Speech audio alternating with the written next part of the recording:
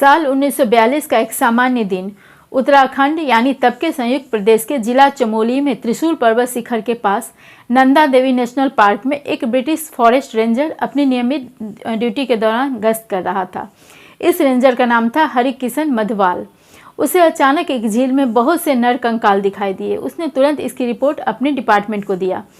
यह ऐसा झील था जो साल के अधिकांश समय में बर्फ से ढका रहता था। स्थानीय लोगों को इसके अंदर ऐसा कुछ होने का पता नहीं था, इसलिए पहले तो सरकार को लगा कि यह जापानी सैनिकों के कंकाल थे, लेकिन बाद में यह अनुमान गलत साबित हुआ क्योंकि ये कंकाल युद्ध से बहुत पहले के थे। इस संबंध में अनेक सवाल थे जिन्हें जानना जरूरी था। सबसे पहला ये कि कंकाल किन लोगों के थे, ये कैसे मारे गए, ये सब एक साथ एक समय में मरे थे या अलग अलग समय पर। इतनी बड़ी संख्या में मानव कंकाल वहाँ पड़े थे, लेकिन स्थानीय लोगों को इसके बारे में कुछ ही पता क्यों नहीं चल पाया। इनमें से कुछ कंकालों के डीएनए परीक्षण से बहुत कुछ इसके बारे में पता चला है, लेकिन फिर भी बहुत से सवाल अभी भी जवाब की प्रतीक्षा कर रहे हैं। वैज्ञानिक इन कंकालों के परीक्षण से किस निष्कर्ष पर पहुंचे, ये हम आगे बात करेंगे, पर उससे पहले देखते हैं कि यह झील है कहाँ। यह वर्तमान में उत्तराखंड राज्य के चमोली जिले में स्थित है। इसका नाम है रूपकुंड झील। यह समुद्र तल से 16,500 फीट या 5,029 मीटर की ऊंचाई पर हिमालय के त्रिशूल और नंद घुंघटी शिखर के पास है। यह स्थान तिब्बत से करीब 170-75 किलोमीटर दूर है। यह ग्लेशियर झील है जो साल के अधिकांश समय बर्फ से ढका रहता है। ग्लेशियर झील होने के कारण मौसम के अनुसार इस झील का आकार थोड़ा बहुत घटता बढ़ता रहता है, लेकिन एवरेज 40 मीटर का डायमीटर रहता है इसका।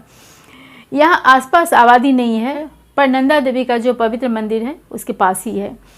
उन कुछ दिनों में जब बर्फ पिघला हुआ होता है, उससे मनुष्यों की बहुत सारी हड्डियाँ दिखती हैं इस झील में।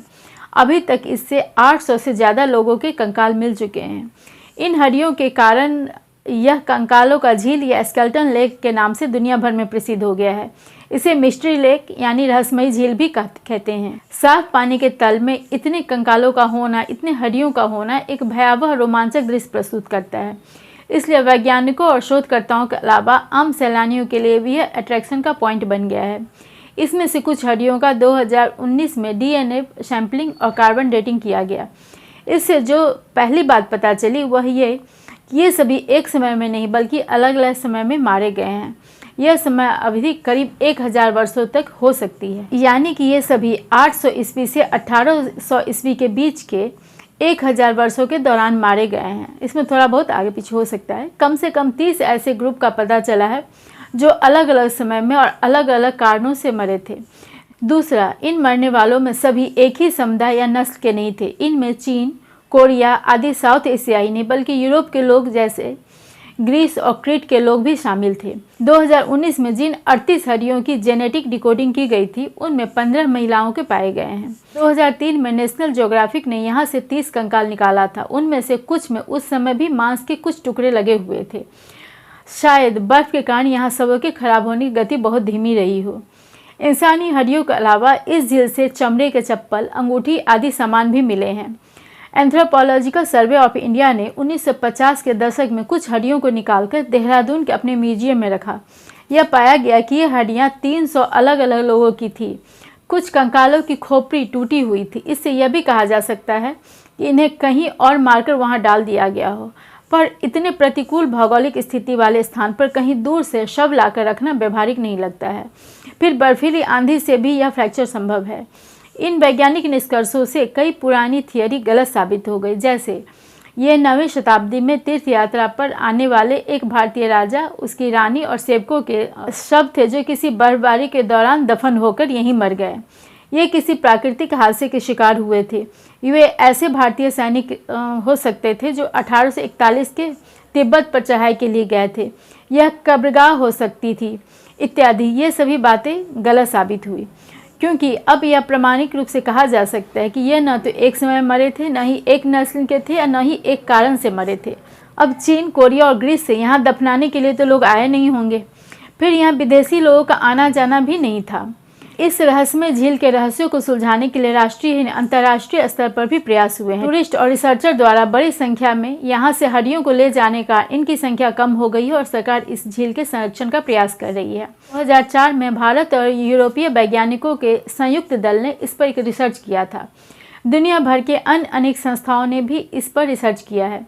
कई थियरी दिए गए हैं, लेकिन इनमें से कोई भी सभी शंकाओं का समाधान नहीं करते। एक थियरी यह है कि ये लोग बर्फीली तूफान और ओलावृष्टि में फंसकर मर गए होंगे। भूस्खलन के साथ उनके शव बहकर इस झील में आ गए। लेकिन इसके विरोध में यह तर्क दिया जाता है कि ऐसा कोई सबूत नहीं है कि इस क्षेत्र से कभी कोई अंतर्राष्ट्रीय व्यापारिक मार्ग गुजरता हो। तो फिर इतने अलग अलग नस्ल के लोग उस क्षेत्र में क्या करने गए थे? स्थानीय नंदा देवी महोत्सव प्रति 12 वर्ष में एक बार होता है, पर उसमें भी स्थानीय लोग ही शामिल होते हैं या भारतीय ही शामिल होते थे।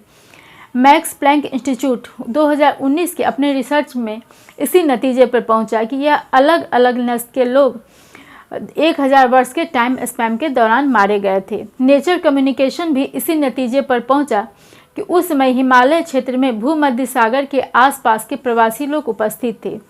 अन्य शोध भी लगभग इसी निष्कर्ष पर पहुंचे हैं, लेकिन पुरातात्विक और ऐतिहासिक साक्ष्य इसके पक्ष में नहीं है। 7 दिसंबर 2020 के अपने आर्टिकल में द न्यू यॉर्कर यही सवाल उठाता है।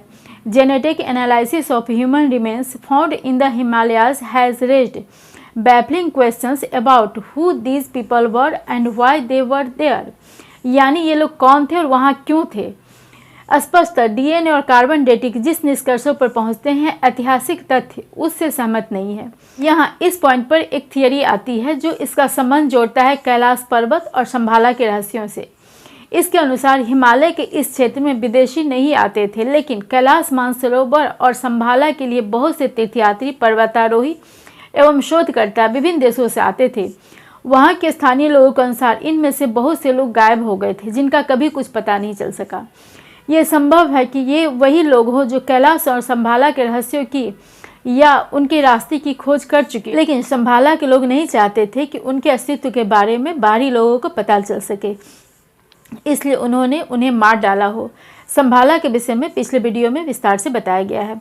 अब सवाल है कि अगर शंभाला या कैलाश के रहस्यों की रक्षा करने वाले लोगों ने उन्हें वहां मारा, तो फिर वहां से करीब 170-75 किलोमीटर दूर यहां लाकर क्यों और कैसे रखा। यह क्षेत्र बर्फ और पहाड़ों से ऐसे ढका हुआ है कि इन रास्तों को तय करना बहुत ही कठिन, लगभग असंभव है। यहाँ फ्रेम में एक और कैरेक्टर आता है जिसका नाम है यति। भारत, नेपाल, तिब्बत और आसपास के देशों की कहानियों में यति नामक एक मिथकीय प्राणी की चर्चा है। इसके अनुसार यति मनुष्यों के जैसे, लेकिन उससे बहुत अधिक लंबा, तगड़ा, शरीर पर अधिक रोएं वाला और बहुत ही शक्तिशाली प्राणी है। इसे ठंड और बर्फ से कोई फर्क नहीं पड़ता। यह साधारण मनुष्यों के संपर्क में आने से बचना चाहता है। इसे प्रायः कैलाश के आसपास या हिमालय के बर्फीले दुर्गम स्थानों में देखा गया है। शंभाला की तरह खुद यति का एग्जिस्ट करना भी साबित नहीं हुआ है। इसे सच मानने वाले लोग प्रमाण के रूप में तिब्बत के कुछ मठों में रखे हुए पुरानी हड्डियों, जिसे यति के होने का दावा किया जाता है, कुछ फुटप्रिंट्स यानी पैरों के निशान, यात्रियों के विवरण और कुछ धुंधले से फोटो को दिखाते हैं। लेकिन वैज्ञानिक जान से यह सभी प्रमाण किसी साधारण इंसान की या किसी जानवर के पाए गए हैं। किसी विशेष प्रजाति या अलग प्राणी के होने का कोई प्रमाण नहीं है। इसलिए कुछ वैज्ञानिकों का मानना है यात्रियों ने बर्फीले भालुओं को देखा होगा, जिसे गलती से इंसान जैसा समझ बैठा होगा, क्योंकि भालू भी कभी कभी 2 पैरों पर चलते हैं। अगर वे 4 पैरों पर चलते भी हैं तो अपना पिछला पैर अगले पैर के निशान पर रखते हैं, जिससे बर्फ में बनने वाले पैरों को निशान एक नज़र में ऐसा लगता है कि जैसे कोई 2 पैरों पर चल कर गया हो, और वो साधारण भालू के पैर से थोड़ा बड़ा दिखता है। खैर, जो लोग शंभाला और यति के रहस्यों को सच मानते हैं, उनके अनुसार ये वास्तव में कैलाश और शंभाला के रखवाले हैं। सामान्यतः वे मनुष्य से दूर रहते हैं, उन्हें नुकसान नहीं पहुंचाना चाहते, लेकिन अगर उन्हें लगे कि उससे शंभाला या कैलाश को कुछ खतरा हो सकता है और उसके बारे में दुनिया को पता चल सकता है, तो हो सकता है ऐसे लोगों को उन्होंने मार डाला हो। वे इतने शक्तिशाली होते हैं कि साधारण मनुष्यों को मारना उनके लिए बिल्कुल छोटा सा काम है। ये लोग ये भी याद दिलाते हैं कि कालचक्रियान धर्म के कुछ ग्रंथों में शंभाला की चर्चा करते हुए बताया गया है कि ये लोग खुद दुनिया की नज़र से दूर रहते हुए दुनिया की खबर रखते हैं। ये सुरंग द्वारा पृथ्वी के अन्य भागों से जुड़े रहते हैं। इन किताबों के बारे में पहले के वीडियो में डिटेल से बताया गया है। तो अगर यति और सुरंग वाली बात पर विश्वास करें तो यह संभव हो सकता है कि तिब्बत के रास्ते कैलाश मानसरोवर आने वाले विभिन्न देशों के लोग जो वहां से गायब हो गए, उन्हें यति ने मारकर किसी सुरंग के जरिए इतनी दूर लाकर झील में या फिर झील के ग्लेशियर के रास्ते में कहीं फेंक दिया हो, जो ग्लेशियर के साथ उस झील में पहुंच गए हों। लेकिन यह संभाल और यति के रहस्यों में विश्वास करने वालों की एक थियरी ही है। अभी तक इसके बारे में कोई भी प्रमाण नहीं मिला है। इस तरह धार्मिक आस्था के क्षेत्र कैलाश मानसरोवर उसके आसपास के क्षेत्रों को लेकर अनेक रहस्यमयी दावे पुराने समय से किए जाते रहे। इन दावों के कारण दुनिया भर के लोगों का ध्यान इधर गया है और बहुत से रिसर्च भी हुए हैं, लेकिन इन सब का अभी तक कोई प्रमाण नहीं मिला है। वैज्ञानिक दृष्टि से कैलाश अन्य पर्वतों की तरह एक साधारण प्राकृतिक पर्वत है। आस्थावादी लोगों के अनुसार यह पवित्र पर्वत है जहां उनके देवता निवास करते हैं। रहस्यवादी लोगों के अनुसार जो दिख रहा है वैसा नहीं है, बल्कि इस क्षेत्र में कई रहस्य हैं जिनका पता अभी दुनिया को नहीं है। खैर, ये विश्वास और संदेह ही तो नए खोजों के लिए मोटिवेट करते हैं इंसान को।